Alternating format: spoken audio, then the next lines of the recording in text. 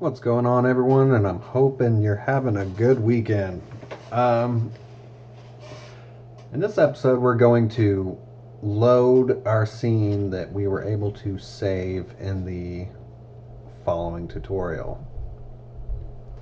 Now, I'm going to make it a little bit static for the moment, just so that we can get into starting runtime in the next episode, which in the next episode we're going to be working on time, which is the biggest part of runtime coding. So we're going to make it a little bit static where it always loads the same scene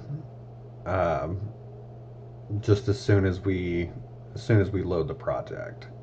And then after we get into a little bit of runtime stuff, then we'll make it a little bit more dynamic where we can switch between scenes and all that stuff. So, but at the moment it doesn't really matter all that much.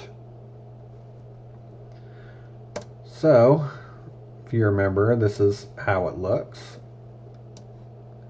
Well, now we need to be able to read this in, which is actually very simple. And we will get onto that right now. So we'll create a new class. We'll call this Scene Manager. Now, Scene Manager is just, it's not going to store any scenes. I mean, it may in the future store the scene for like game builds and stuff like that, because scenes aren't necessarily going to change, or the start of the scene is never going to change, so we can just load them all in, and then we don't have to, every time we call the load scene function, read that scene in, which would make not much sense at all. So, but we may add that later. As of right now, we will just add the methods for loading them out of an external directory.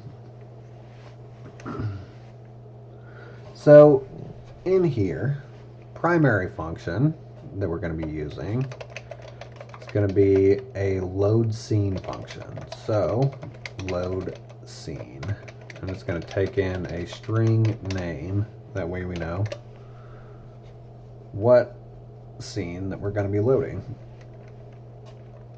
And since we are going to be using directories for this method, we're going to be using a file reader.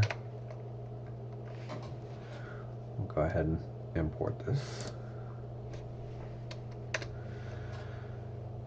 And for the file reader, it is, for the moment, just going to access the information in the editor. I know that final builds are not going to have that, and in the final build, whenever we build the game from the editor, I will actually make it so that it erases this entire function and only uses the input stream reading methods, so we don't really have to worry about that. So right here we will just call editor.workspace. No, we need, let's see here.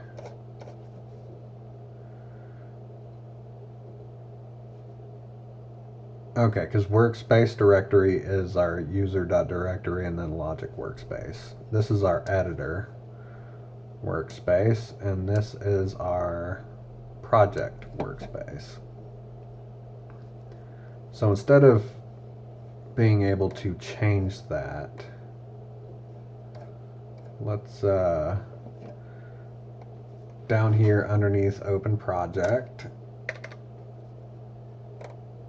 let's add a not a public, but a static void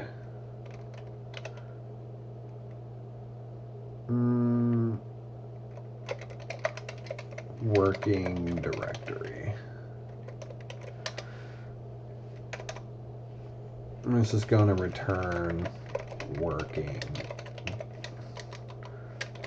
directory. And no, this is not going to be.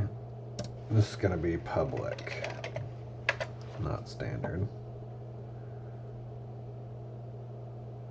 Oh, public static final string. That's what we need. There we go. All right, so it's going to be editor dot working directory. All right. Import editor.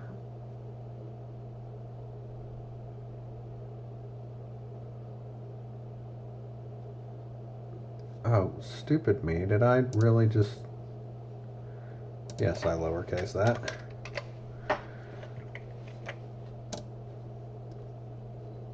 There we go. Editor.working directory, and then it'll be plus scenes, and then plus name plus dot scene.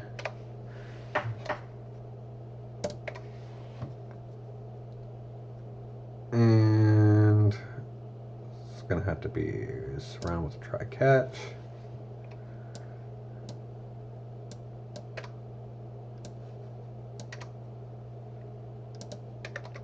Alright, so if the file is not found,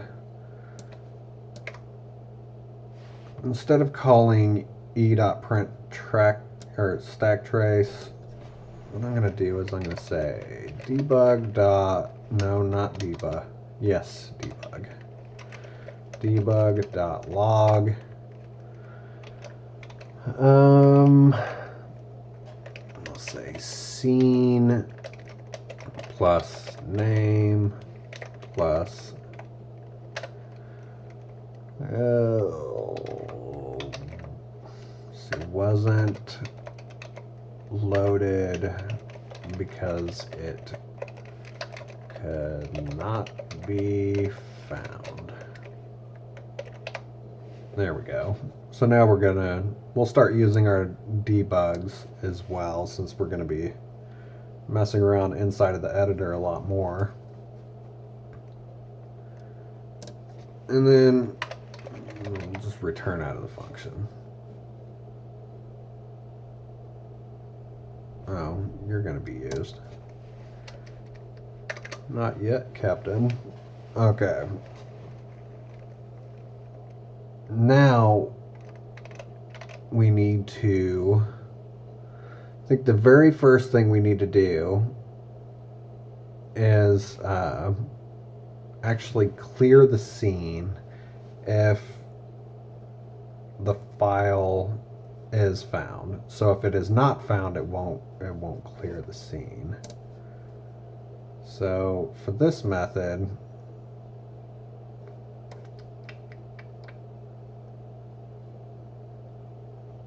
oh, that's right, I'm gonna have to add a string add component as well, so that we're not just loading a logic behavior. We can load a string and it'll automatically do that logic behavior as well. We'll go ahead and do that while we're in here too.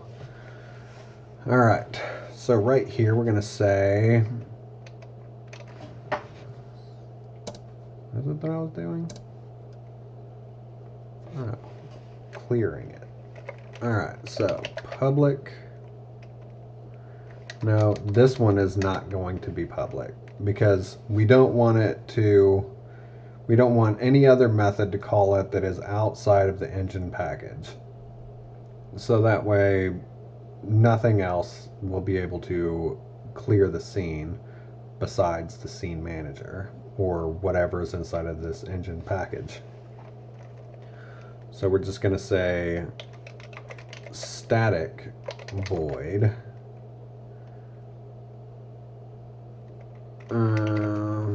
clear. And clear is just going to say instances.clear. That's all that method is going to do. So with the add component, let's go ahead and add a return statement on here. Instead of it being void, we're going to return a logic behavior. Come on. Logic behavior. Now if b equals null, then we're going to return null. B.init this, components.add b, and we will return b. Alright, so now we can go public logic behavior, add component string v.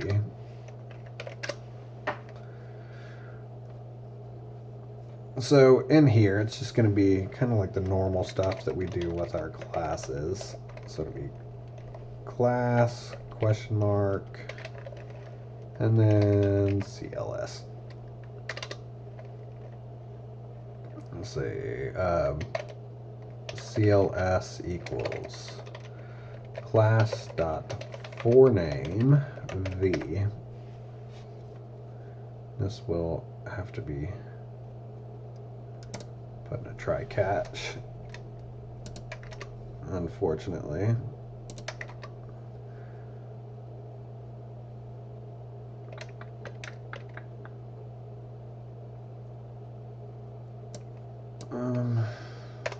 Say right here, put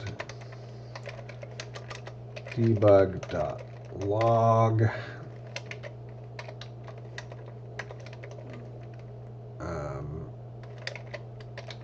class v class plus v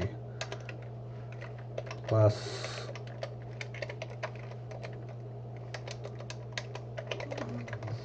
come on, could not be found.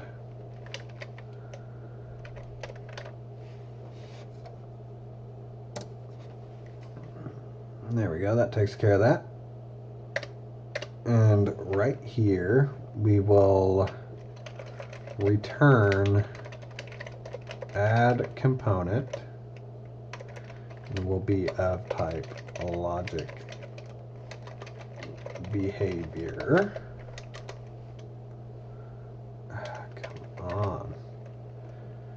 It'll be CLS dot get constructor, and I don't need parameters, dot new instance, no parameters.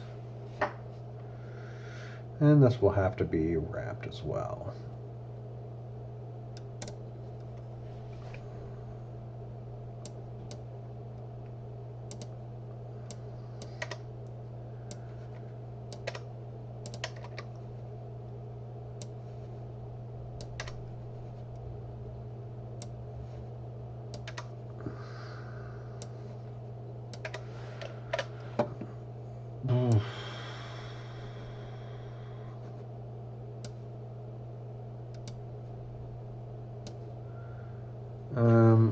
Actually, let me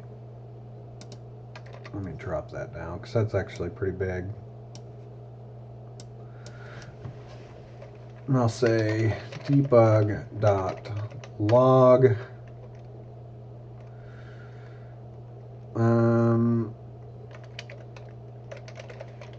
instance of plus v plus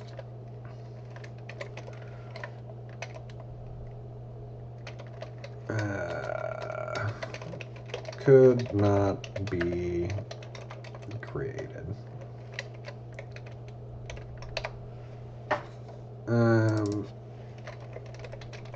instantiated.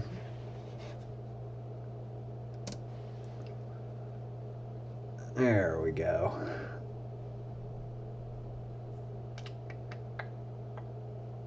And I believe, oh no, we have to return.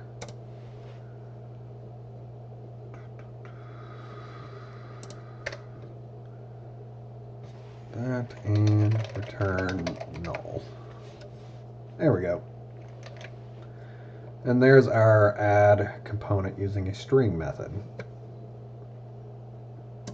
So that way, whenever we read it in, we can actually create the class by just adding the string. All right. So next thing we need to do is actually use the method that we created for clearing. So GameObject.Clear. So then that clears that. Now we need to create a buffered reader BR. It's going to be equal to a new buffered reader, and then we're going to pass in FR. Import that. And of course, the line that we're going to be reading in. So, I need to say GameObject G equals null and logic behavior B equals null. And these are kind of our temporary things. Whenever we read it in, we can just change those. That'll make it a lot easier. So while line equals br.readLine does not equal null.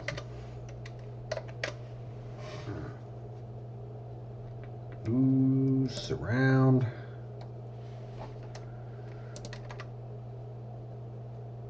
And I'll just come back to that.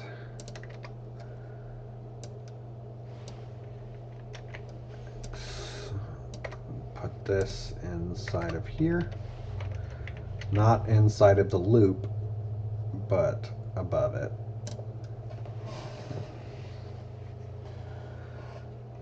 Alright, now we're going to say line equals line dot replace, and what we need to replace is the tabs that we created. If you remember correctly, inside of these sheets we have all these tabs, and we need to clear that out just so that we can check to see what it begins with, you know.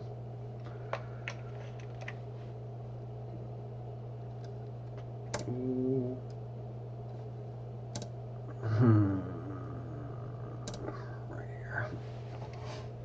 Alright, so then that clears out all of the tabs.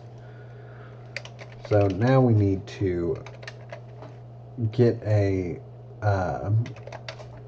split of the line.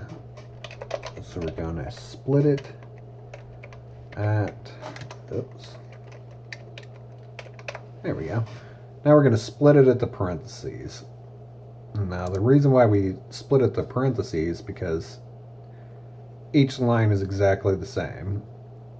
The value that you need is inside of these parentheses.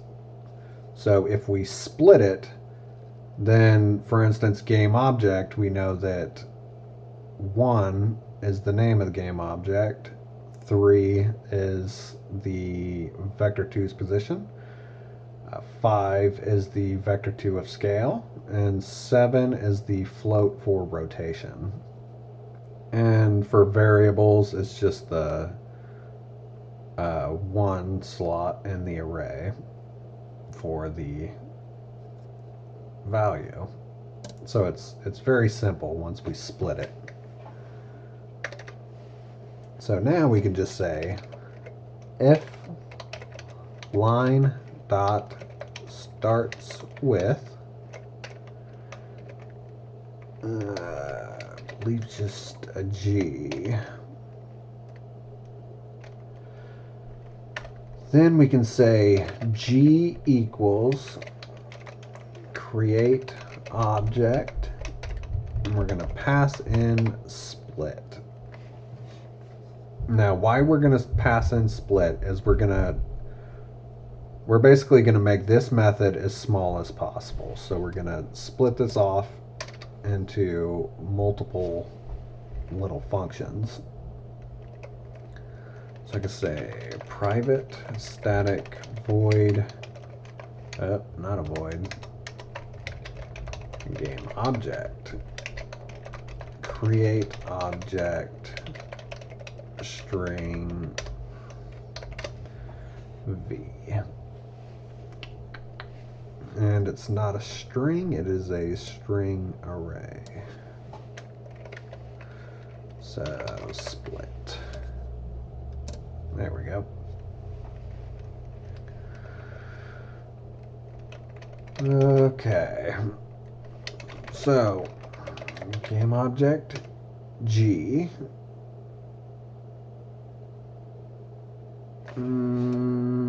Yeah, let's do that. Game object G equals new game object, and then we're going to pass in split 1.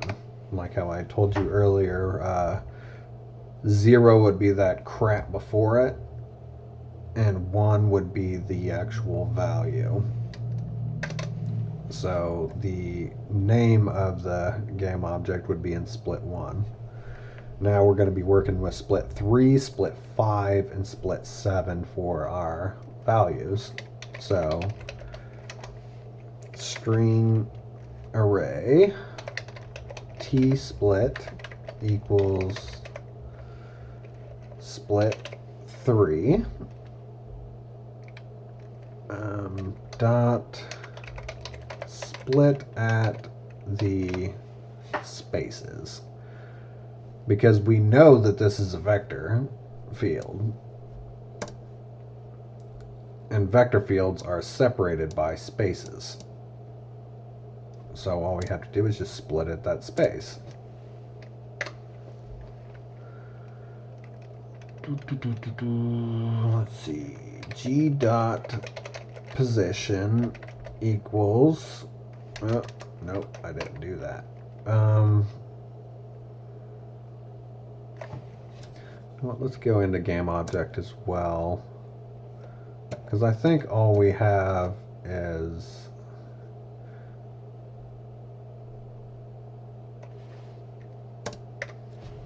let's go in here and say public void position float x float y, and say position dot x equals x, position dot y equals y, and then dirty equals 1.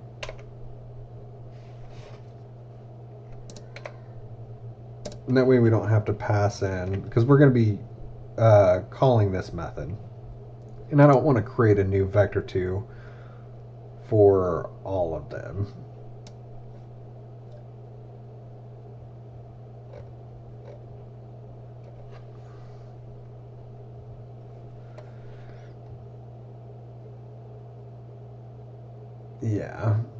Yeah, so that way I could just set it that way. Okay. So now all I have to do is say float dot parse float t split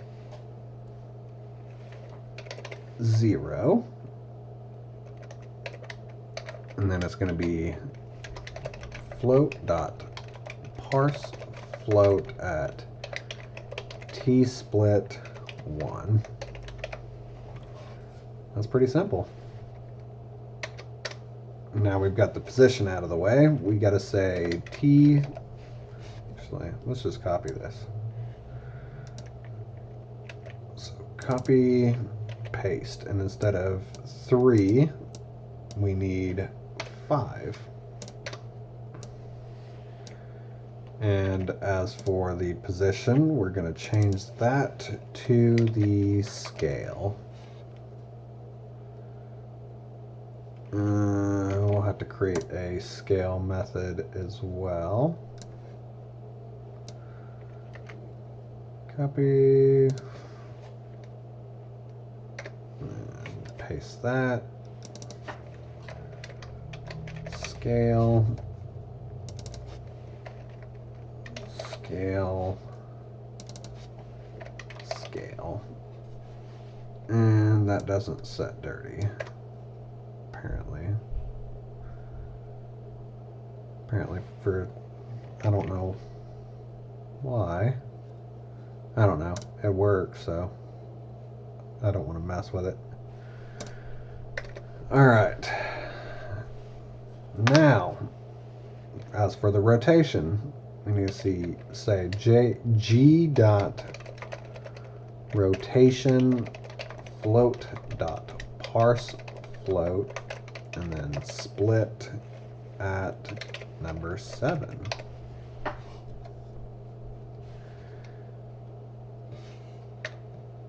And then all we have to do is just return G.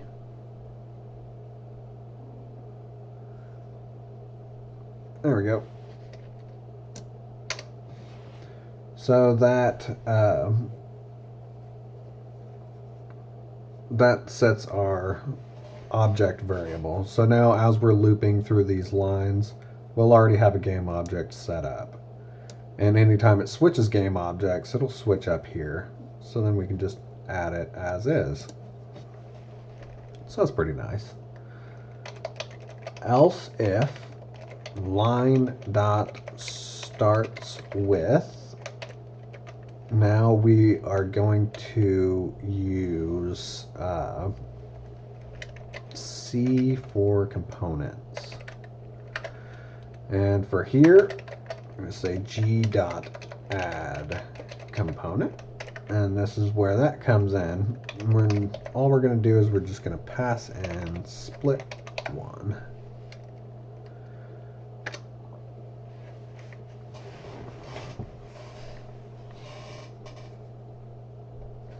Alright, so the next one. The next one is the trickier one. The next one is the variables. So let's go else if line dot starts with v. I think it's going to, let's just go ahead and do it like this. Okay. So there's a few different things we need for the variable. We need the actual name of the variable, which would be like this one right here. And then we need the value that it's going to be. But we also need the game object that it, or the behavior that it's currently attached to. So that's why we have this one right here. And that's why we set it on the current component that we're accessing. So for here, we're going to say string, and call that set for separator, line dot split. We're going to split it at, let's see if I can get this right. Split it at v. Then we need the first element, or the second element. And then we're going to split it at the equal sign. Yeah. should be right. And then what we're going to do is say set variable, and we're going to pass in the current component that we're working on, so B, and then sep 0, and then sep 1 dot split at the parentheses, and then we need the 1 or first element in the array.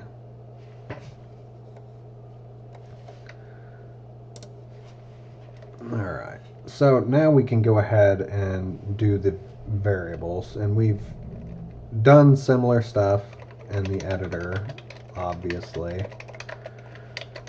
So it won't be too difficult, but doing stuff like this is always kind of a pain. So set variable logic behavior B string, and this is the name of the field, and this is the input or the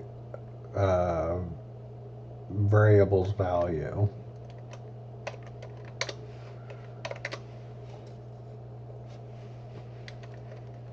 And first thing we need is the actual field. So b.getClass.get field, and we're going to pass in field, and that will give us the field.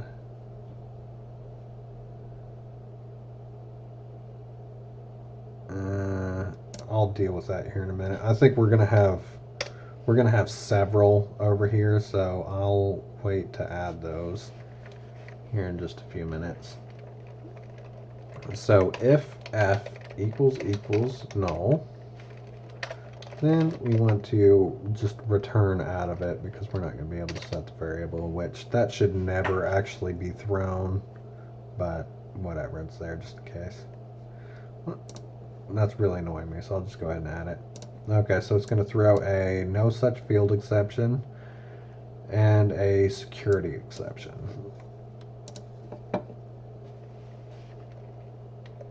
Alright, string split name equals f.getType, and then we need to cache it to a string, and then split it at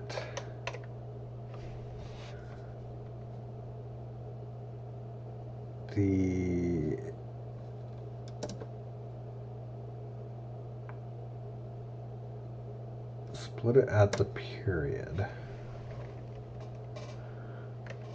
So wrong way, and split it at the period. Oh, okay, now we need string data type, which is going to be equal to split name dot length minus 1.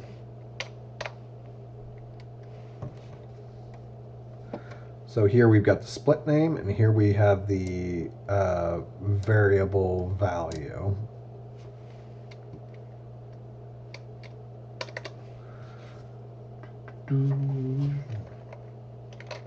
Alright, now we need to get into the actual data type. So if data type dot equals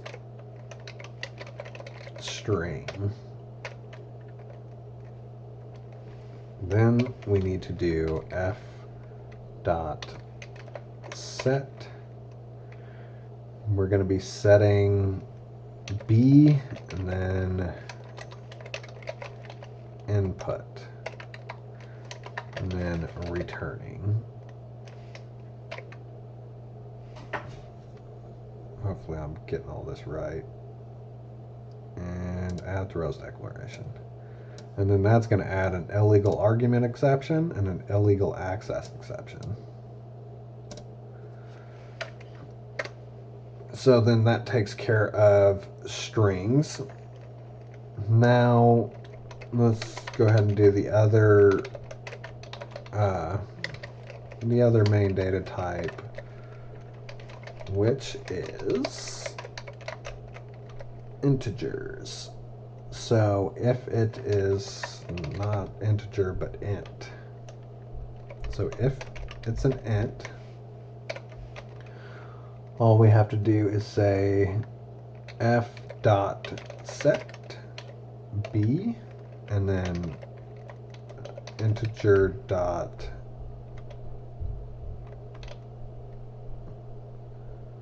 what am I doing? Parse int. Ugh.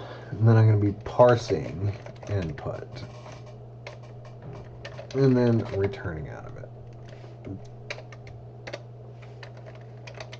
Else if data type dot equals, and I'm just going to do the main ones that we're using currently, and then as we move on later in the tutorial we will just add them just like we have been. Okay, now the fun part.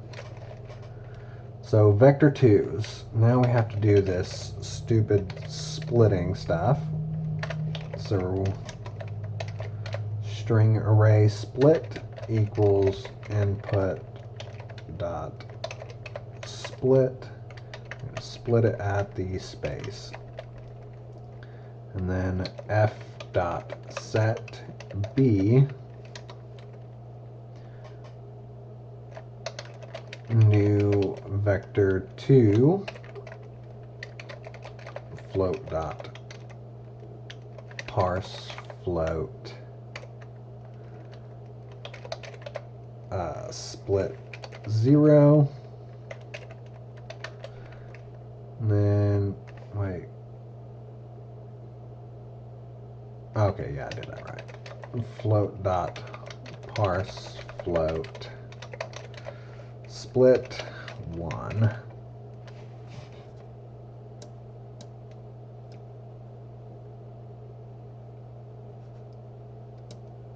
Should be a capital. God, there's so many of these. That closes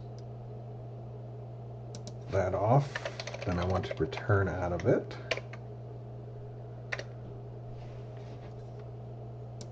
Was that not? Oh, okay. Okay, there we go.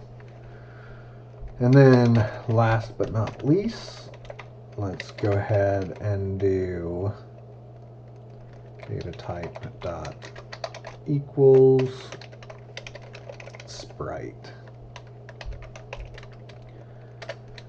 And for this one it's going to be f dot set b.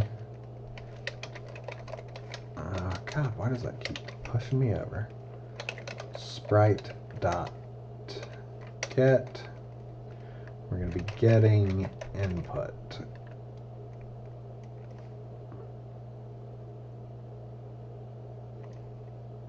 Right. I've got too many of these going on. Close that. Return. Alright, there we go. And that sets our variables.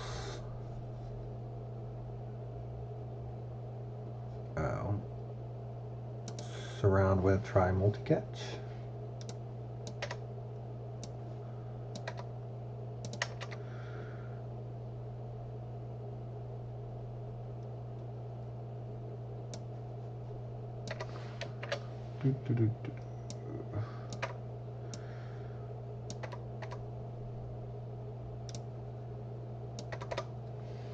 I'll just leave that at a print stack trace. Actually, no, I will not. Let's say debug.log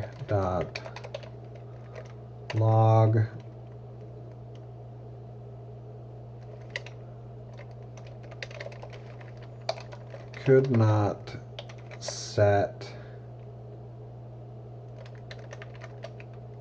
and plus sep 0.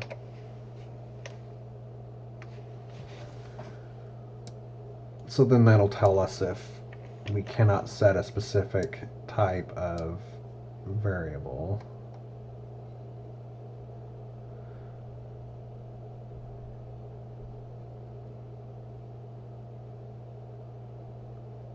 Okay. Now, let's see here. Variable, the next thing that we need to do is the parent. So, say else if line dot starts with p, then we know that, of course, it's a parent. So we can say g dot parent and then GameObject.Find.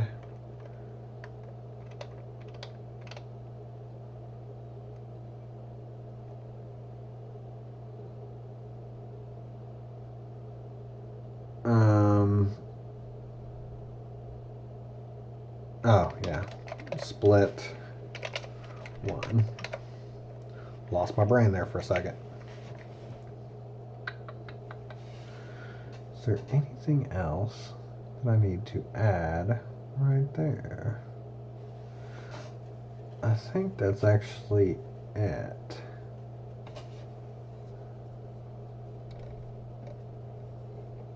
I think so.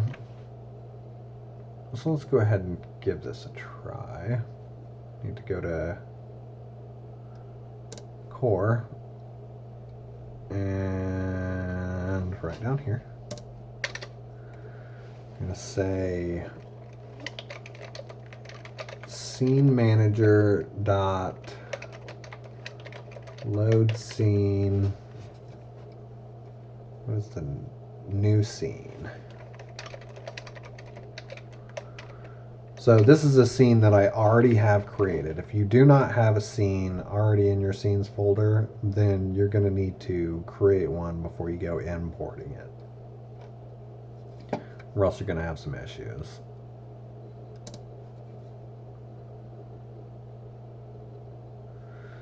Alright, there's my project.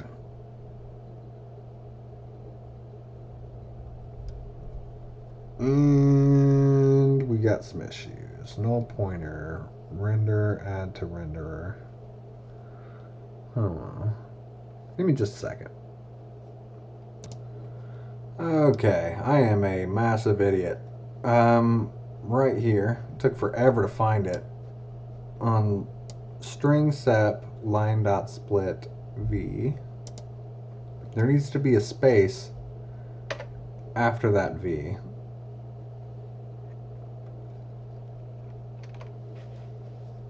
And it's just because of the way that we're splitting it. So now if we run it,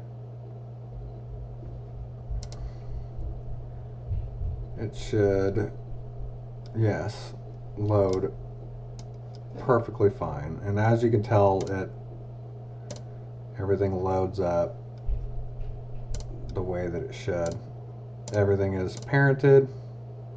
We have a duplicate of the scene that was already in there. So one thing I do not know is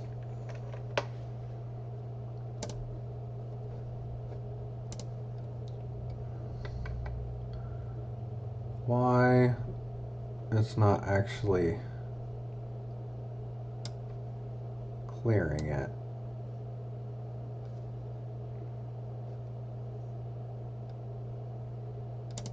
So go into GameObject.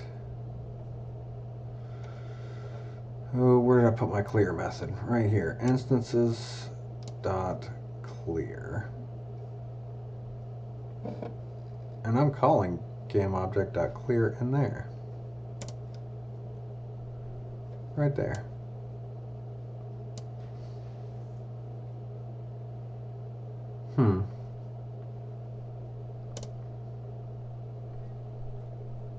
Well, that I have no idea. I will have to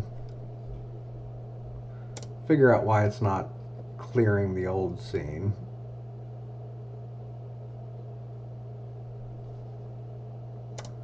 Or let's after we clear it, let's go return.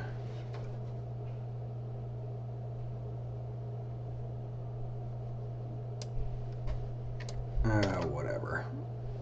Right here. Return. Oh, come on. All this crap is gonna... Really?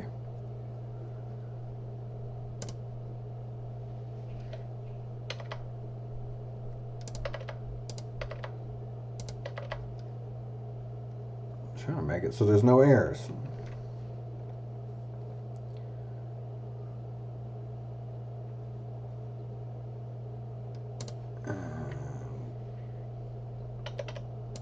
Just get rid of this whole thing. Yes. There we go. We'll see if it actually removes it.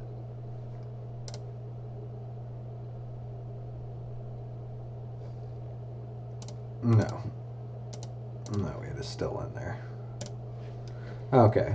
So that answers one of my questions, is if it was duplicating the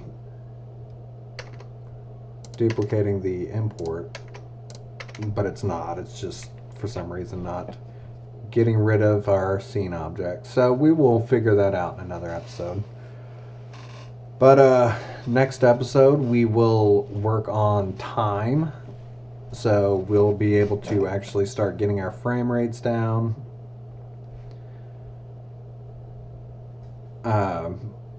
So we'll know exactly what we're running at. We'll be able to restrict it to a certain frame rate. And with time, we'll be able to have one frame rate for while we're in the editor, and then another frame rate set at whatever we're going to run at in runtime. So those are some things that we need to work on. But thanks for watching, and I will see you in the next episode.